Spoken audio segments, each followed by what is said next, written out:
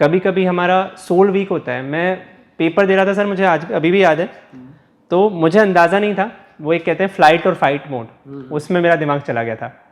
तो मेरा हाथ पैनिक कर रहे थे, कांप रहे थे। मैं पानी की बोतल थी आधी ख़त्म कर दी मैंने। मैं 1-2 बार उठ के वॉशरूम गया पेपर के बीच में। पेपर जब ख़त्म हुआ मेरे साइड वाला बोलता है कि आपके लास्ट के हाफ एन आवर में हाथ बहुत कांप रहे थे। मैंने बोला मुझे इस चीज़ का एहसास ही नहीं हुआ, क्योंकि कभी भी मैं ऐसे इन्वायरमेंट में टेस्ट ही नहीं हुआ था। और तब मैंने जब सर को ये बताया तो उन्होंने कहा अपना सोल वीक रहता है। तो अब एक चीज़ होती है कि यदि आपका सोल वीक और आपको वो चीज़ पता नहीं रहती generally until unless you test yourself in that environment, तो मुझे ऐसा लगता था मैं अंडर परफॉर्म कर रहा हूँ, बट मुझे लगता था गिव अप नहीं करना है। कोई टेस्ट बेकार गया ठीक है, मैं गिव अप नहीं करूँगा। मैं उसका पूरा एनालिसिस करता था, जो एनालिसिस वीडियो आप लोग डालते हैं, वो एनालिसिस वीडियो तक देख के कॉपी मैंने मेनटेन करके रखी थी। तो मैं 5-6 पॉइंट्स बताना चाहूँगा आप लोगों को, जो गलतियाँ मैंने करी और जो मैं अभी इस साल ड्रॉप लेकर भी तैयारी जो करने वाला था, जो मैं अभी हॉल्ट कर दूंगा क्योंकि मुझे मिल गया, तो मैं इस बार वो रिपीट नहीं करी सर, 1 हफ्ते में नहीं करी। पहली चीज़ तो ये कि आपको कम नहीं पढ़ना है, क्योंकि आप ये सोचो कि आप 4 घंटे पढ़ रहे हो, 5 घंटे पढ़ रहे हो, आप इंटेलिजेंट हो, तो आपको ये भी सोचना है काफ़ी ऐसे इंटेलिजेंट लोग हैं जो 7-7, 8-8 घंटे भी पढ़ रहे हैं, तो आपकी रैंक अपने आप पीछे होगी। खुद पे बिलीफ रखना है आपको कि मैं कर सकता हूँ, गिव अप नहीं करना है।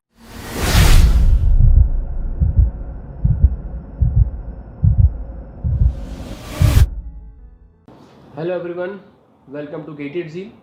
आज हमारे साथ हैं अमय पुरोहित, और अमय ने एक बहुत ही अच्छे कॉलेज में एडमिशन लिया है। इसका नाम है IIIT Hyderabad. Many congratulation Amay for this. Thank you sir. This is India one of the best institute for MTech. और अमय की पूरी स्टोरी से हम लोग जानेंगे कि किस तरीके से स्टूडेंट को एक गेट एग्जाम के बाद भी प्रिपरेशन में लगे रहें तो एक अच्छा रिजल्ट हासिल कर सकते हैं। एक अनएक्सपेक्टेड गेट रैंक उनके पास थी, बट उन्होंने प्रिपरेशन जारी रखी और उसके बाद उन्होंने IIIT हैदराबाद का रिटन एग्ज़ाम दिया और काफ़ी अच्छी रैंक के साथ उन्होंने वहाँ पर उनका सिलेक्शन हुआ। तो चलिए जानते हैं अमय से। तो अमय, पहले तो फिर से आपको बहुत बहुत बधाई इस चीज़ के लिए। और क्या आपकी गेट रैंक थी, फिर आपने IIIT के हैदराबाद की तैयारी किस तरीके से करी? क्योंकि बहुत सारे स्टूडेंट होते हैं जो IIIT हैदराबाद की तैयारी करते हैं और उनको एक अगर अच्छा गाइडेंस मिल जाए तो उनकी प्रिपरेशन और अच्छी हो सकती है और सिलेक्शन के चांसेस काफ़ी ज़्यादा अच्छे हो सकते हैं। बताइए भाई। सर मेरी गेट रैंक 4135 थी और मेरा गेट स्कोर 568, और ये मेरे लिए काफ़ी ज़्यादा डिसहार्टनिंग थी, क्योंकि मैंने साल भर बहुत अच्छे से मेहनत करी थी और साल भर टेस्ट दिए, एनालिसिस दिया, बुकलेट पूरी लगाई एंड कंसिस्टेंटली टेस्ट में स्कोर भी अच्छा आ रहा था। बट समटाइम्स ऐसा होता है कि आपका वन बैड डे हो जाता है, तो वो एक पॉइंट रहता है कि आपका जब बैड डे आए उसके बाद भी आपको खुद के ऊपर हार नहीं माननी है, खुद को आपको नीचे नहीं रखना है। आपके मन में आपके लिए जो आपको अपने एफर्ट्स के हिसाब से खुद को तोड़ना है, आउटकम के हिसाब से नहीं, क्योंकि आउटकम हमारे हाथ में रहते नहीं है। उस पॉइंट पे सर काफ़ी डिप्रेसिंग हो गया था वो जब रिजल्ट आया, एंड कई ऐसे मोमेंट्स आए मेरे साथ में कि रात को मैं सो रहा हूँ एकदम एंजाइटी के साथ नींद खुलती थी। बट मुश्किल था, ऐसा कहते हैं स्कार्स थे काफ़ी, बट उन स्कार्स के साथ, चोट के साथ भी मेरे सामने, मैं मैम के पास गया, मैम ने कहा कि बार की एग्ज़ाम और IIIT हैदराबाद, तो तुमने साल भर तैयारी करी है, एक बुरा दिन गया लेकिन ये 2 एग्ज़ाम में कहीं ना कहीं तुम्हारा होगा। एडवेंचुअली वो रिजल्ट पे ऑफ किया, तो वो पूरी साल भर की मेहनत थी जिसके कारण यहाँ पर हुआ। ओके, आपने इसके अलावा और कहीं अप्लाई नहीं किया था? नहीं, IIIT नहीं Hyderabad and bar, only 2? Yes sir.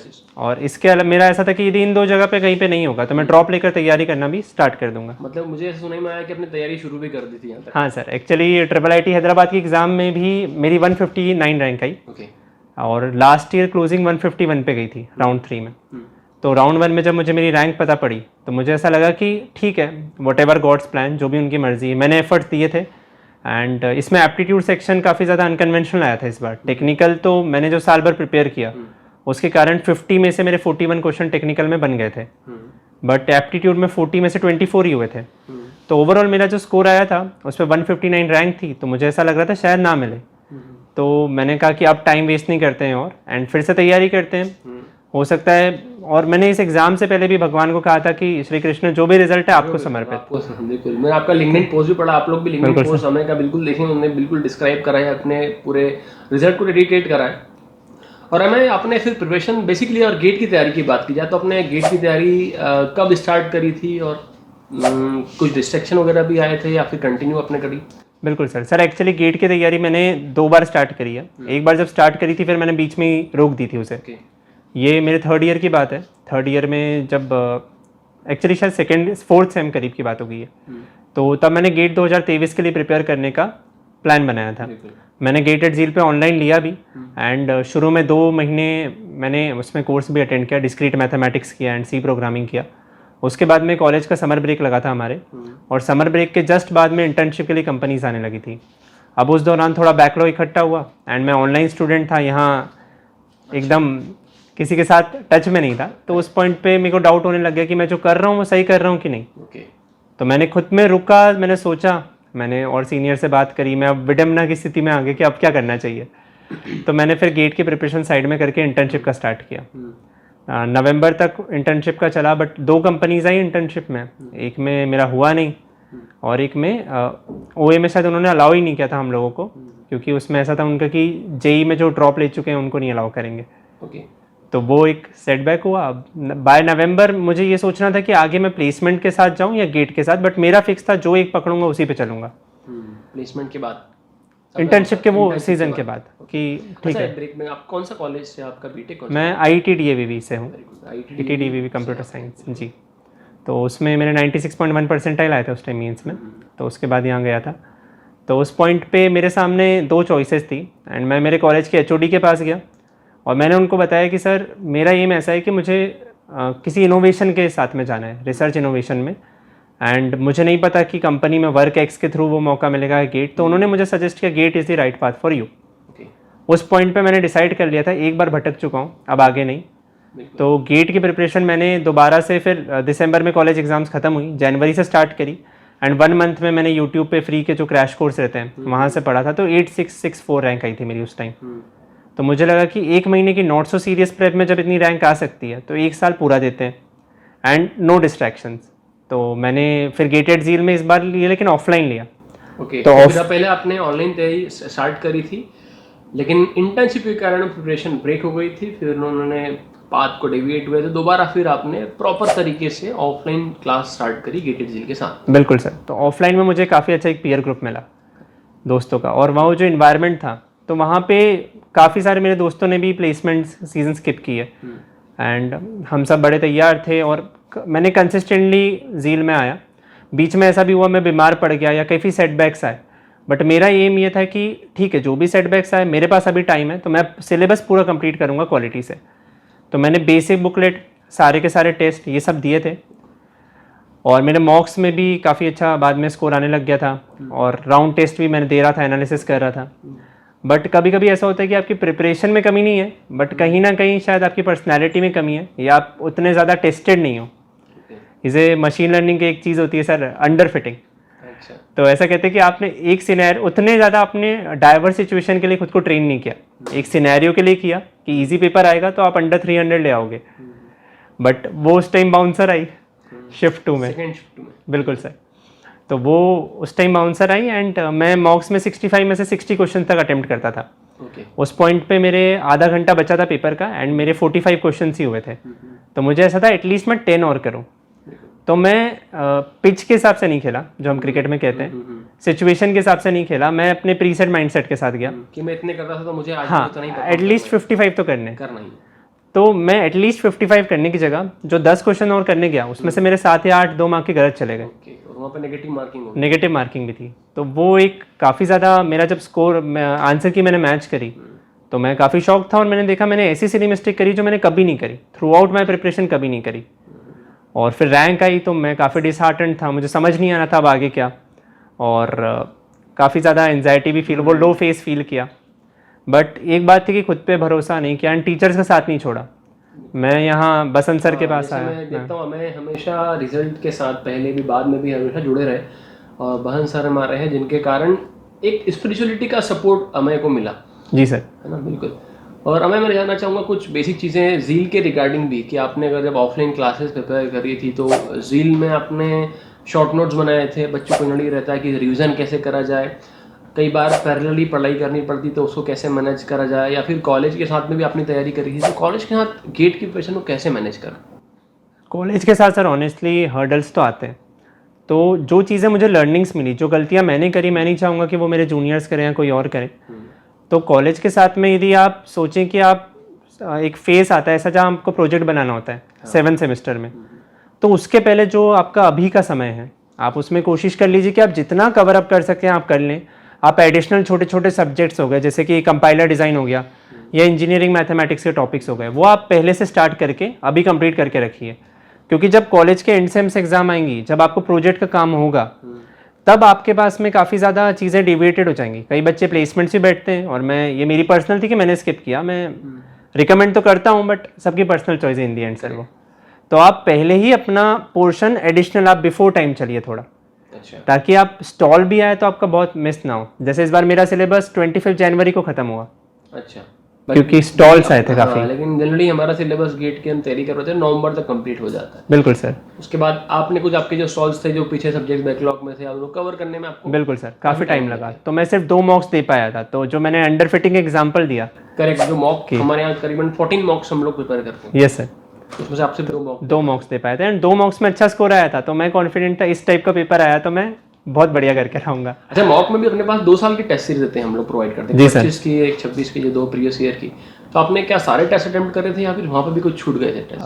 Round test और इनमें सर करंट ईयर का तो पूरा फॉलो किया था। प्रीवियस ईयर का कुछ? प्रीवियस ईयर के कुछ कुछ सब्जेक्ट्स के दिए थे, सबके नहीं दे पाया था। और कुछ ऐसे सब्जेक्ट्स थे, मुझे ध्यान है अभी तक कि शायद अगस्त तक मेरी प्रिपरेशन ऑन ट्रैक थी बिल्कुल, कि मैं 2 साल के दे रहा था डिजिटल लॉजिक सब्जेक्ट तक।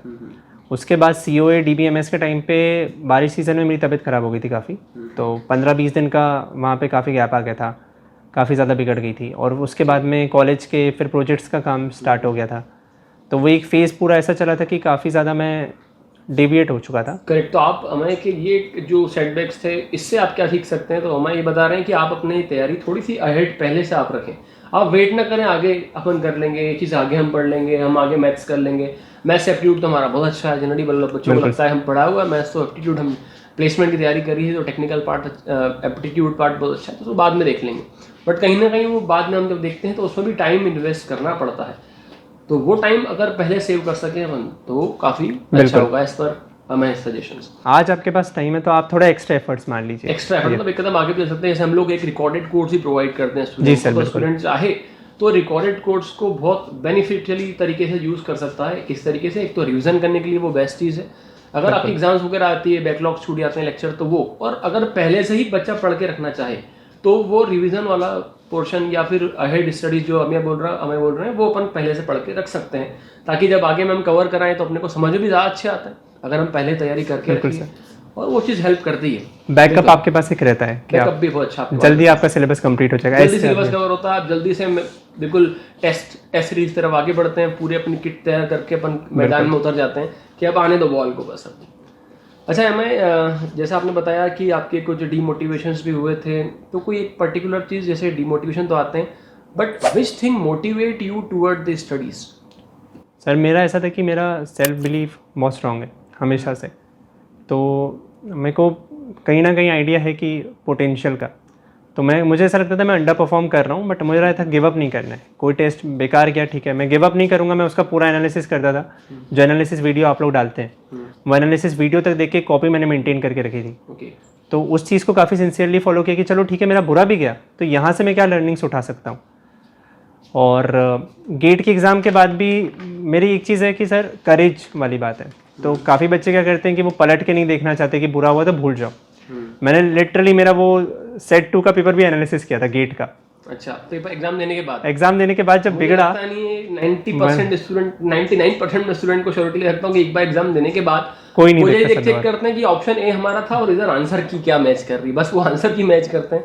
बिल्कुल, वेरी गुड। ये थोड़ा सा मुझे पहली बार अभी सुनने को मिला है स्टूडेंट में, इतने इंटरव्यू मैंने लिए कि उन्होंने एग्जाम देने के बाद उस पेपर को एनालाइज करा, और उससे मुझे ये पता पड़ा कि मैं कहाँ पे लैग कर रहा हूँ। तो मुझे ये समझ में प्रिपरेशन वाइज ज़्यादा कमी नहीं है, एंड कहीं ना कहीं वो टेम्परामेंट की फॉल्ट है, जो एग्जाम टेम्परामेंट आपका होना चाहिए। और वो 3 आवर्स के टेस्ट में, जैसे मैंने कहा कि मैंने 2 ही दिए थे, बाकी राउंड टेस्ट 2 आवर्स के होते हैं, तो 3 आवर्स की वो सेटिंग और वो टेम्परामेंट, लास्ट के हाफ एन आवर में ही सीन बिगड़ा था। तो वो 3 आवर की ना तो सेटिंग की मुझे हैबिट थी, ना उस 3 आवर्स में टेस्ट देने का टेम्परामेंट था। फर्स्ट 2 आवर्स तो सही थे। तो उसके बाद जब मैं यहाँ आया था बसंत सर के पास और मैंने उनसे पूछा, तो उन्होंने कहा प्रिपरेशन तो देखो तुमने बहुत अच्छी करी है, कभी कभी हमारा सोल वीक होता है। मैं पेपर दे रहा था सर, मुझे आज अभी भी याद है, तो मुझे अंदाज़ा नहीं था, वो एक कहते हैं फ्लाइट और फाइट मोड, उसमें मेरा दिमाग चला गया था। तो मेरा हाथ पैनिक कर रहे थे, कांप रहे थे। मैं पानी की बोतल थी आधी ख़त्म कर दी मैंने, मैं एक दो बार उठ के वॉशरूम गया पेपर के बीच में। पेपर जब खत्म हुआ मेरे साइड वाला बोलता है कि आपके लास्ट के हाफ एन आवर में हाथ बहुत कांप रहे थे।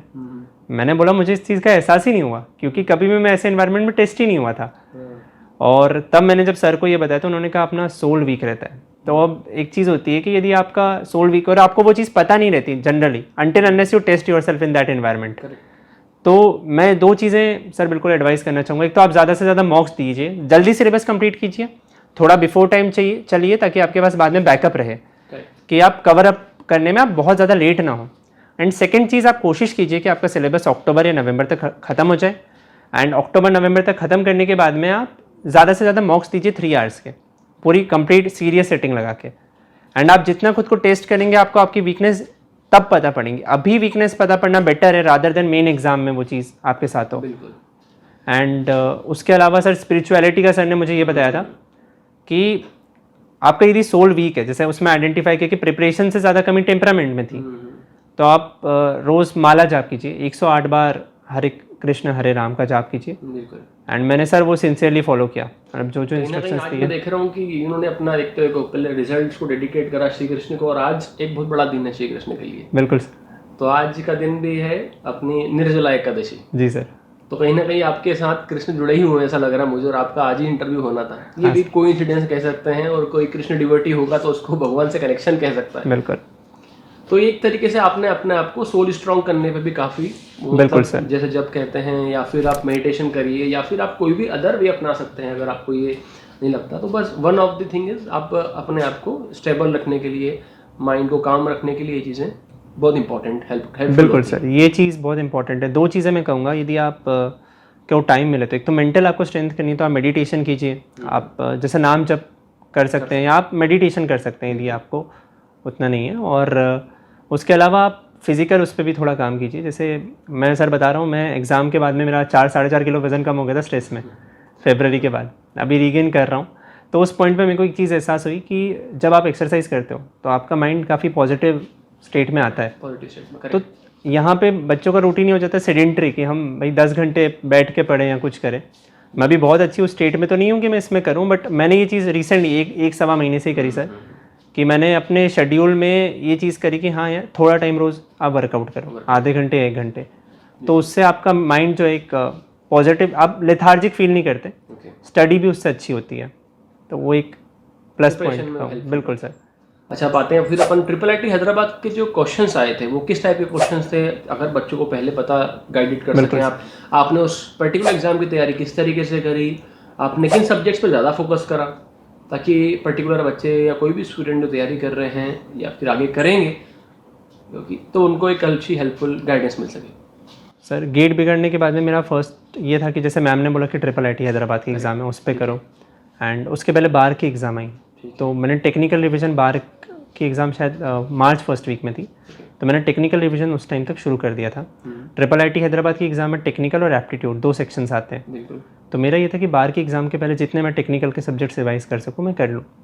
तो मैंने नोट्स रिवाइज किए मैम के नोट्स फर्स्ट थिंग। ये सर, मैम के नोट्स किए। एंड नोट्स में जो क्वेश्चंस थे, कई बार ऐसा होता है कि हम वो क्वेश्चंस बस ऐसे पढ़ के आगे बढ़ा देते हैं, मैंने क्वेश्चंस को रिसॉल्व किया जो मैम के नोट्स में थे। एंड उसके बाद में बार के एग्ज़ाम में मेरा कुछ मार्क्स से रह गया रिटन टेस्ट में, बट उस टाइम भी एक और सेटबैक लगा। एंड सबसे इंपॉर्टेंट चीज़ ये कि आपके पास कितने भी स्कार्स हो, आप कितनी भी बुरी सिचुएशन में हो, खुद पे बिलीफ रखना कभी नहीं छोड़ना है, कभी गिव अप नहीं करना है। आपको उन स्कार्स के साथ आगे बढ़ना पड़ेगा। मुश्किल है कि वो घाव के साथ आप आगे बढ़ें, बट बढ़ना पड़ेगा यदि आपको बहुत अच्छा कुछ चाहिए। एंड इन दी एंड सब अच्छा होता है यदि आप एफर्ट्स मारो, करते रहें तो कहीं ना कहीं। बिल्कुल सर। एंड मुश्किल होता है क्योंकि वो स्कार्स आपके ऊपर ऑलरेडी हैं, मेंटल स्कार्स, और आप खुद की नज़रों में आप खुद को एसोसिएट कर सकते हो कि मैं 4000 रैंक वाला हूँ, बट खुद को कभी एसोसिएट मत करो, आप अपने एफर्ट से खुद को तोलो। तो पहली चीज आपने बताई कि आपने मैम के नोट्स को रिवाइज बिल्कुल करा, सर, ना सिर्फ रिवाइज करा, उसको एक बार रिसॉल्व भी करा। जी सर। इसके अलावा आपने कोई बुकलेट वगैरह जो होती है या फिर क्वेरा से बच्चे देखते हैं ट्रिपल आईटी हैदराबाद के क्वेश्चन किस तरीके से पूछे गए थे, ये कोई कुछ ऐसा एनालिसिस? सर जैसे मैंने बताया बार के एग्ज़ाम के लिए तक मैं टेक्निकल का थोड़ा पोर्शन रिवाइज कर चुका था। अब बार के एग्ज़ाम के सवा महीने बाद जो थी ट्रिपल आईटी की थी, तो अब मेरा था कि मैंने ठीक है टेक्निकल को टच कर लिया है, बट अब मुझे एप्टीट्यूड पे ज़्यादा ध्यान देना है। तो मुझे पहले लगता था मेरा एप्टीट्यूड बहुत अच्छा है, क्योंकि मैंने बचपन में काफ़ी ओलंपियाड्स वगैरह दिए हैं, उनमें काफ़ी अच्छी रैंक आई है। तो मैंने एक अपनी ईगो को साइड में लगाया, मैंने बोला देखूंगा एप्टीट्यूड। फिर देखना है। तो मैंने बसंत सर के सारे लेक्चर्स देखे 2x पे जो एप्टीट्यूड के हैं, एंड वो क्वेश्चन सारे के सारे सॉल्व करे। जील की बेसिक बुकलेट पूरी सॉल्व करी एप्टीट्यूड की। उसके अलावा कुछ टॉपिक्स मैंने इंडिया बिक से सॉल्व करे, टाइमर, और मैं टाइम लिमिट में कर रहा था क्योंकि इस बार गेट शिफ्ट में टाइम का भी प्रेशर आया था सर कि लेंदी पेपर आया था। तो मेरा ऐसा था कि अब टाइम पर भी काम करना है, टाइम बाउंडेड मैंने प्रैक्टिस करी एप्टीट्यूड की। एंड देन लास्ट जब 8-10 दिन बचे थे तो मैंने फिर से टेक्निकल का रिवीजन स्टार्ट कर दिया एंड उसे कंप्लीट किया। एग्जाम में 50 क्वेश्चंस आते हैं टेक्निकल के एंड 40 क्वेश्चंस आते हैं एप्टीट्यूड के। एंड एग्ज़ाम का पैटर्न काफ़ी ज़्यादा अनप्रिडिक्टेबल है, कभी 100 क्वेश्चंस आते हैं, कभी 90 क्वेश्चंस आते हैं। पास्ट 2 ईयर से 90 क्वेश्चंस आ रहे हैं, 40 + 50 एंड 40 क्वेश्चंस इस बार जो एप्टीट्यूड के आए, मैं ऑनेस्टली बताना चाहूँगा सर, मैंने भले ही लेक्चर्स देखे, बुकलेट लगाई, बट उस पोर्शन में से बहुत कम पूछा उन्होंने, इतना ज़्यादा अनएक्सपेक्टेड गए वो लोग। अच्छा, ट्रिपल IIT हैदराबाद अपने आप में एक ऐसा पेपर सेट करता है ना, तो रिजल्ट वगैरह शो करता है, बहुत सारी चीज़ें हाइड रखता है एक, और पेपर का प्रिडिक्टेबिलिटी भी, हार्डनेस भी कई बार वेरी करती है। आप अपने एंड से बस तैयारी कर सकते हैं, दैट्स ऑल, आप कुछ नहीं कर सकते उसके अलावा। तो मैंने क्वांट्स जो पढ़कर गया था, जिसका मेजर पोर्शन आता था, क्वांट से एक क्वेश्चन नहीं था। कुछ क्वेश्चन है जिनके हमेशा क्वेश्चन आएंगे, दैट्स फॉर श्योर। एक रीडिंग कॉम्प्रहेंशन है, एक है डेटा इंटरप्रिटेशन वाला पोर्शन। तो रीडिंग कॉम्प्रहेंशन, डेटा इंटरप्रिटेशन आपको करना है। क्वांट्स के कुछ टॉपिक हो गए, time and work, speed distance, ये आए ना आए इनकी गारंटी नहीं है, ये वेरिएबल है। बट एक चीज़ मैंने जो सीनियर से भी बात करी और जो मैंने भी ऑब्जर्व करी कि डेटा इंटरप्रिटेशन और रीडिंग कॉम्प्रहेंशन, इन 2 टॉपिक के क्वेश्चन आते हैं, और आप जब भी पेपर अटेम्प्ट करें सबसे पहले रीडिंग कॉम्प्रहेंशन करें, क्योंकि बाद के लिए यदि आप उसको छोड़ दोगे तो वो ईजी आता है, बट आपको टाइम ही नहीं मिलेगा कि आप वो पूरा पैराग्राफ पढ़कर सही ऑप्शन मार्क कर सको। तो सबसे पहले रीडिंग कॉम्प्रहेंशन अटेम्प्ट करना है, फिर डेटा इंटरप्रिटेशन, और क्वांट्स का आप अपने एंड से तैयारी करो। कुछ लोग कर सकते हैं। रीडिंग कॉम्प्रहेंशन पार्ट इतना स्ट्रांग नहीं है, तो क्या उसको अलग से प्रैक्टिस करना चाहिए? कर सकते हैं सर, ऐसे कर सकते हैं कि कैट के जो रिसोर्सेज कई बार अवेलेबल होते हैं, यदि आपका कोई फ्रेंड कैट की तैयारी कर रहा हो तो आप उनसे ले सकते हो, क्योंकि रीडिंग कॉम्प्रहेंशन का लेवल एक ईजी आता है, 2 आते हैं, एक ईजी आता है, एक मीडियम आता है। तो ईजी वाला तो आपसे बन जाएगा। ईजी वाले में तो स्ट्रेट अवे जो पैराग्राफ में वही का वही क्वेश्चन है, 4 क्वेश्चन आते हैं उसके। और मीडियम वाला जो है उसके लिए आपको थोड़ी प्रिपरेशन करनी पड़ती है, मीडियम से हार्ड। एंड इतना ज़्यादा इस पर फोकस करने की ज़रूरत नहीं है, बस आप सबसे पहले उसको अटेम्प्ट करो जब आपका दिमाग सबसे शार्प चल रहा हो, तो आप उस चीज़ को कर लोगे। एंड डेटा इंटरप्रिटेशन की प्रैक्टिस ज़रूर करनी है, वो अच्छे लेवल का आता है। एंड क्वांट्स वेरिएबल है एसेट से। ट्रिपल IIT हैदराबाद के पेपर्स हम लोग भी प्रोवाइड करते हैं। जी सर। सैंपल पेपर जो गेटेड जील प्रोवाइड करता है आपको, 2 सैंपल पेपर्स, उसको आपने दिए थे, प्रैक्टिस करी थी उनकी? नहीं सर, मैंने आप उसको नहीं दे पाए? ठीक है। उसके बाद फिर आपने प्रिपरेशन करी, रिजल्ट फाइनली आया और आपका सिलेक्शन जैसे हुआ उसमें, तो आपका उसके बाद फिर मतलब आपने डिसाइड कर लिया था कि that I have to go, मतलब मुझे यहाँ पर ट्रिपल IIT हैदराबाद जाना है। सबसे पहले आपने किसको बताया, क्या आपका एक मोटिवेशन था, कैसे आपने उसको फील करा? सर एक्चुअली मेरा, जैसे मैंने आपको बताया, 2 सेक्शंस, एंड एप्टीट्यूड अनप्रिडिक्टेबल आया इस बार। Last to last year predictable था फिर भी वो। तो एप्टीट्यूड में मेरे 40 में से 24 क्वेश्चन हुए थे मात्र। ठीक है। और आपको दोनों पेपर सीक्वेंशियली देने होते हैं, पहले एप्टीट्यूड खत्म होगा तभी आप टेक्निकल पर जा सकते हो। तो अब बुरा लगा, बट जो मैंने कहा ना कि जाप किया और मेडिटेशन और खुद का कामनेस मैंने खोई नहीं पेपर में। तो टेक्निकल में मैंने 50 में से 41 क्वेश्चन हो गए थे। ठीक है। तो मुझे ये लग रहा था कि थोड़ा आपने जंग जीत ली है 50 में। हाँ तब वैसा लगा। एंड मुझे ये चीज़ बार बार अखर रही थी कि मेरा कहीं 0.25 या 0.5 से ना रह जाए, क्योंकि एप्टीट्यूड मेरा काफ़ी बिगड़ गया था, टेक्निकल काफ़ी डिसेंट गया था। एक और चीज़ सर, इंजीनियरिंग मैथमेटिक्स का पोर्शन आता है, तो यदि किसी ने जेईई की तैयारी अच्छे से करके रखी है तो उसको उसका फ़ायदा मिलेगा, और मुझे उस चीज़ का फ़ायदा मिला वहाँ पे। तो 10 क्वेश्चन आते हैं उसके अलग से, 40 question aptitude, 40 technical, 10 question engineering mathematics, वो टेक्निकल के सेक्शन में रहता है। तो इंजीनियरिंग मैथमेटिक्स में बेसिक जो कैलकुलस के रहते हैं, वेरिएबल सेपरेबल हो गया, जो डिफरेंशियल इक्वेशंस होती हैं, ऑर्डिनरी डिफरेंशियल इक्वेशंस, वो थोड़ा आपको एडिशनल पढ़ना पड़ेगा। आपने जेईई के टाइम पढ़ा है तो आपको पढ़ने की ज़रूरत नहीं है, नहीं पढ़ा है तो आपको पढ़ना पड़ेगा थोड़ा सिलेबस देख के। तो मेरे उसमें 10 में से 9 हो गए थे, एंड टेक्निकल स्मूथ गया था, काफ़ी स्मूथ गया था। और कुछ क्वेश्चन ऐसे थे जो कि बनते ही नहीं, तो मैंने फालतू का रिस्क भी नहीं लिया था। एंड मेरे 65 करे थे मैंने अटेम्प्ट, और 13 गलत गए थे मेरे। एंड 13 में से मेरे को ये लग रहा था कि मैं 12 गलत का मार्जिन लेके चल रहा था। जब 13 गलत हुए एंड मेरी 2 सिली मिस्टेक हुई थी आई गेस सर, तो मेरे को इतनी अखर रही थी, क्योंकि एक इसमें +1 और -0.25 रहता है। एक सिली मिस्टेक ने मेरे -1.25 कर दिए। तो मेरे 48.75 आए, कट ऑफ 43 था, कट ऑफ से ज़्यादा आने पर भी आपका सिक्योर नहीं है। सिक्योर नहीं कि आपका हो जाए, हाँ। फाइनल नहीं रहता। तो मेरा 48.75 था, 5.75 ज़्यादा, एंड लास्ट ईयर के ट्रेंड के हिसाब से देखें तो 6.25 ज़्यादा पे मिलता था। तो मुझे लगा मैं 0.5 से रह गया, जो आप नहीं चाह रहे थे। हाँ, और मुझे ऐसा लग रहा था कि 1.25 यदि मैं एक सिली मिस्टेक कम करता तो मेरे 50 मार्क्स होते, तो मिल जाता है। एंड कंपटीशन इतना रहता है इसमें कि 90 मार्क्स के पेपर में हाईएस्ट है 62 या 63 गए, एंड जिसके 55 है उसके ऑल इंडिया रैंक 37 है। एंड मेरे 49 ऑलमोस्ट 48.75 पे 159 है, तो बहुत टाइट कंपटीशन रहता है एक 0.25 मार्क्स तक के लिए। तो सिली मिस्टेक्स आप अफोर्ड नहीं कर सकते, अब हो गई थी। तो मुझे लगा कि एंड जो भी मैं प्रेडिक्ट कर रहा था सब कुछ वैसा हो रहा था कि मैंने सोचा कि यार मैं शायद 0.5 पीछे रह जाऊँ, और मेरी रैंक 150 से 160 के बीच में है, उतनी आई। लास्ट ईयर की क्लोजिंग 151 थी, तो मुझे लगा इस बार मिलेगा नहीं। तो मैं यहाँ एक हफ्ते पहले आके मैंने साइलेंटली सोचा चलो ठीक है, जो भगवान की मर्जी, हो सकता है वो मेरे लिए कुछ आगे बड़ा देख रहे हो। तो मैंने उसके बाद भी हिम्मत नहीं आ रही, मैंने जॉब कंटिन्यू रखा, ना किसी को कोसा, ना भगवान को कोसा, ना खुद को कोसा। हो जाता है कई बार ऐसा हो जाता है हमारे साथ कि हम जो तैयारी करके चलते हैं, जो सोच के चलते हैं, बट वैसा हो नहीं पाता। बिल्कुल। तो एडवर्स कंडीशन को भी अपनाना बहुत जरूरी है, उसके हाथ लेकर के आगे आप एफर्ट्स मारो तो आप एक सेटिस्फेक्शन रहेगा, आप कंटेंट रहोगे जो आपको मिला है।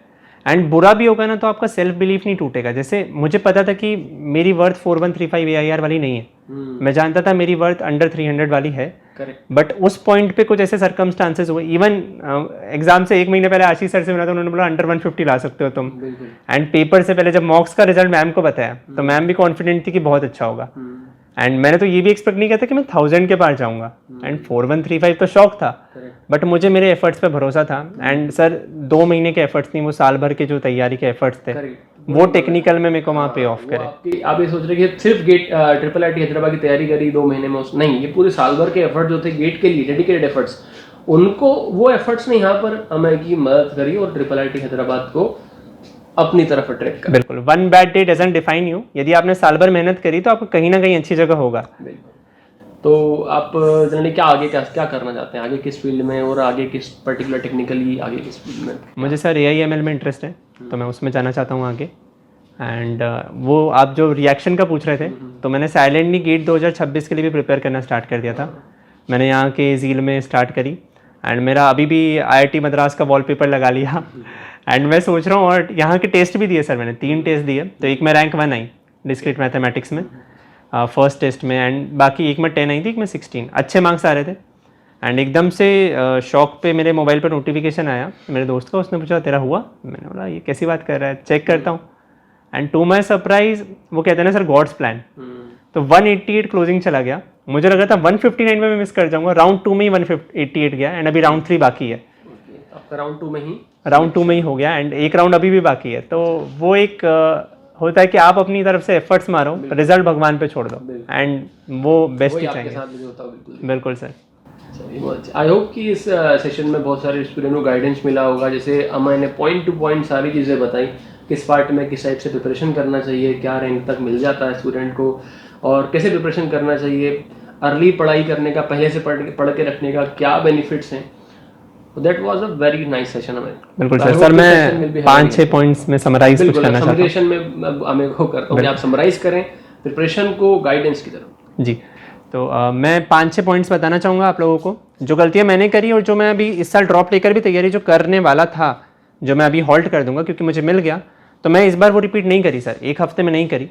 पहली चीज़ तो ये कि आपको कम नहीं पढ़ना है, क्योंकि आप ये सोचो कि आप 4 घंटे पढ़ रहे हो, 5 घंटे पढ़ रहे हो, आप इंटेलिजेंट हो, तो आपको ये भी सोचना है काफ़ी ऐसे इंटेलिजेंट लोग हैं जो 7-7, 8-8 घंटे भी पढ़ रहे हैं, तो आपकी रैंक अपने आप पीछे होगी। You give your best every day, and आप हर एक सब्जेक्ट को प्लान करो कि मुझे इतने टाइम में ख़त्म करना है, एंड कोशिश करो 2 से 3 दिन पहले ही उसके ख़त्म कर दो।